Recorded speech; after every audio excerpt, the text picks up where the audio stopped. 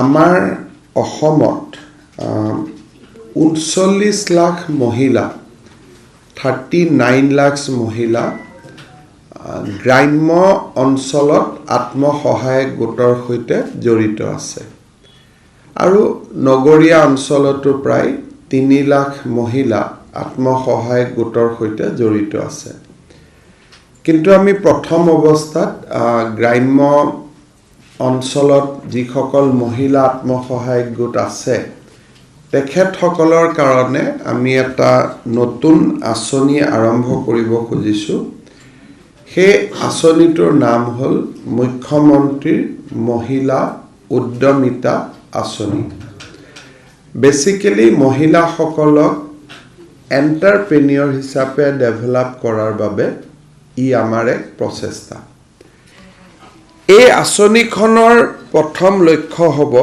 যে আমি মহিলাসকলক 3টা ফেজত আমি সহায় কৰিব বিচাৰো ফাৰ্স্ট ফেজটো হ'ল যে তেখেতসকলে এটা বিজনেস প্ল্যান বনাব কোনোবাই মৌমাখিৰ বিজনেস প্ল্যান বনাব কোনোবাই এটা কণীৰ ব্যৱসায় গাহৰি ব্যৱসায় ক্ষুদ্ৰ দোকান যি হক তেওঁলোকে এটা বিজনেস প্ল্যান বনাব বা গ্ৰুপটোৱে যিটো ব্যৱসায় কৰি আছে সেই ব্যৱসায়টোকে আৰু আগবঢ়াই লৈ যাবৰ কাৰণে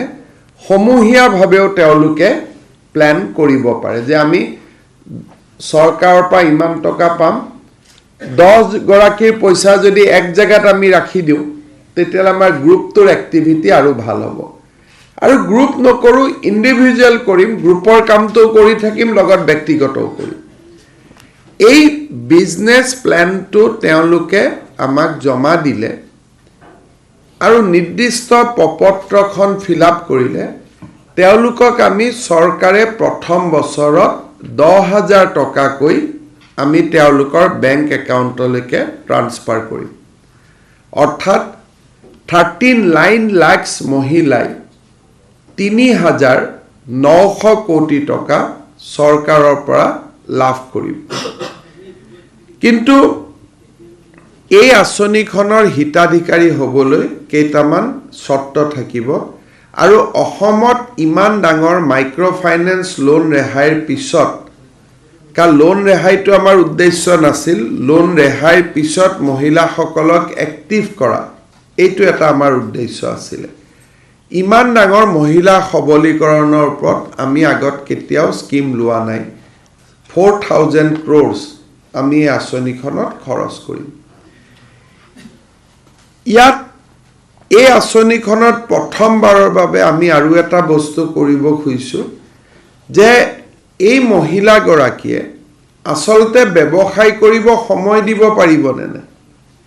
তাকো আমি এসেস কৰিব খুজিছো যাতে টকাটো আমাৰ অপব্যয় নহয় সেইকাৰণে আমি সিদ্ধান্ত লৈছো যে সাধাৰণ জাতিৰ মহিলাৰ বাবে আৰু ওবিসি মহিলাৰ বাবে 3টাতকৈ বেছি সন্তান থাকিব নোৱাৰিব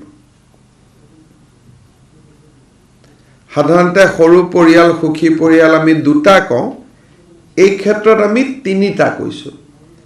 যদি কাৰোবাৰ 4টা বাচ্চা আছে then she will be disqualified from the scheme অৰ্থাৎ তেওঁ এই আঁচনিখনৰ হিতাধিকাৰী ৰূপে গণ্য নহব কিন্তু ইয়াত ওবিসি হোৱা সত্ত্বেও যেহেতু খুব মাইক্ৰ কমিউনিটি মৰাণ মটক আৰু চাহ জনগোষ্ঠীৰ মহিলাসকলক আমি 4টা সন্তানলৈকে আমি ৰেহাই দিছো বাকি ওবিসি এণ্ড জেনাৰেল কাষ্ট 3টা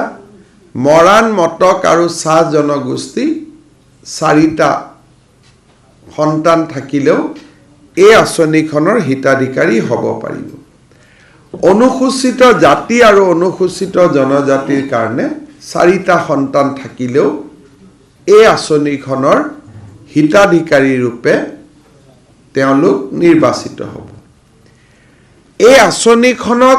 অৰ্থনীতিৰ লগতে সামাজিক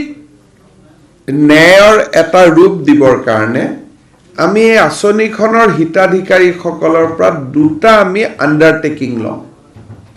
যে এটা মোৰ ঘৰত যদি ছোৱালী সন্তান আছে তেওঁ স্কুলত এডমিশ্যন ল'ব লাগিব ছোৱালীজনীক ঘৰত বহুৱাই থলে নহ'ব the daughter must go to the school সেই আমাক যদি 3 বছৰ হৈছে আমাক প্ৰতিশ্ৰুতি দিব লাগিব যে 6 বছৰ হলে যাব আৰু যদি 6 বছৰ হল তেতিয়ালে আঁচনিখনৰ হিতাধিকাৰী হোৱাৰ আগতে বাচ্চাক এডমিশ্যন দিব লাগিব ওচৰৰ স্কুলত বা স্কুলতে হ'ব অংগনবাদী হওক স্কুলতে হওক তেওঁ ফৰ্মেল এডুকেশ্যনৰ লগত জড়িত হ'ব লাগিব আৰু কাৰোবাৰ যদি বাচ্চা এতিয়া 2টা আৰু 3টাই আছে তেওঁ আৰু 4টালৈ নাযাওঁ বুলি ক'ব লাগিব যদি অলৰেডি ক্ৰাইটেৰিয়া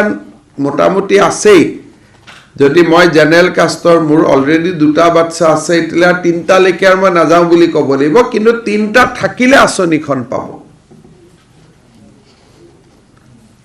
কিন্তু যদি অলৰেডি মোৰ 2টা হ'ল মই গৰ্ভৱতীও নহয় তেতিয়ালে 3টালৈকে যাব নালাগে এই এটা আমি পপুলেশ্যন নৰ্মছ এটা আমি প্ৰথম সমুৱাইছো আৰু আমি আন্ডাৰটেকিং এটা ল'ব খুজিছো যে ছোৱালীজনীক আমি স্কুলত দিম নিয়মতে ল'ৰাকো দিব লাগে স্কুলত কিন্তু আমি ছোৱালীজনীৰ কথাটো ইনসিষ্ট কৰিছো কাৰণ আমি ধৰি লৈছো যে ইউজুৱেলি ল'ৰাক স্কুলত দিয়ে এই দুটা হল তেওঁলোকৰ মানদণ্ড তাৰ বাদে একো মানদণ্ড নালাগে এখন বিজনেস প্ল্যান যিখন আমিয়ে বনাই দিম তেওঁলোকে খালি চুজ কৰিব আৰু পপুলেশ্যন নৰ্মছ এই দুটা ফুলফিল হোৱাৰ লগে লগে তেওঁলোকে প্ৰথম 10,000 টকা চৰকাৰৰ পৰা পাব দ্বিতীয় বছৰত আমি তেওঁলোকক বেংকৰ পৰা 12,500 টকা লোন লুৱাই দিম আৰু চৰকাৰে তেওঁলোকক 12,500 টকা আকৌ দিব তানে টোটাল 25,000 প্ৰথম বছৰ চৰকাৰে 10,000 দিব দ্বিতীয় বছৰ বেংকে 12,500 দিব আৰু চৰকাৰে 12,500 দিব বেংকৰটো ঘূৰাই দিব লাগিব চৰকাৰটো ঘূৰাই দিব নালাগে সো টোটাল 35,000 rupees মহিলাসকলৰ হাতত পৰিব over A period of 3 years কাৰণ প্ৰথম 10,000 টকা খৰচ কৰি সকলোৱে হয়তো বেংকলৈকে একেবাৰতে যাব নোৱাৰিব বহুতৰ 10,000 টকাটো মিছ ইউটিলাইজও হ'ব পাৰে প্ৰথমটোত আমি চেকিং নকৰো ডাইৰেক্টলি আমি দি দিম কিন্তু দ্বিতীয়টো দিয়াৰ আগতে আমি ডেফিনেটলি চেকিং কৰিম প্ৰথমটো পপুলেশ্যন নৰ্মছটো যে মোৰ ফ্যামিলি জেনাৰেল ওবিসি 3টা ST SC tea garden Moran Matak 4টা লগে লগে আমি দি দিম আৰু তাত আমি খুধা পুছা কৰি নাথাকো কিন্তু দ্বিতীয়বাৰ দিয়াৰ আগতে আমি খুধিম যে প্ৰথমবাৰৰ টকাটো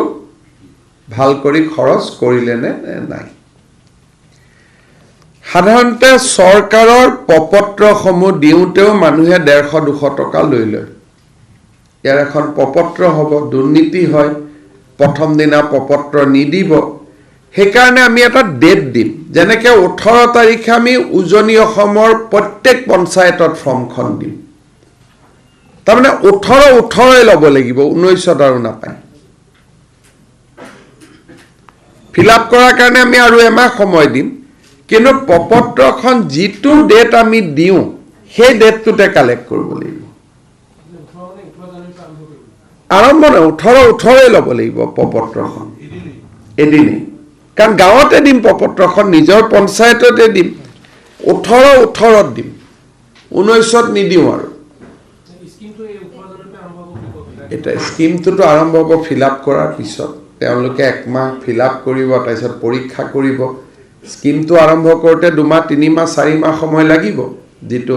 প্ৰসেস এটাটো পালন কৰিব লাগিব কাৰণ তেওঁলোকে যি ফৰ্মত লিখি দিয়ে এইখিনিটো আমি ভেৰিফাই কৰিব লাগিব বাচ্চা আছে নাই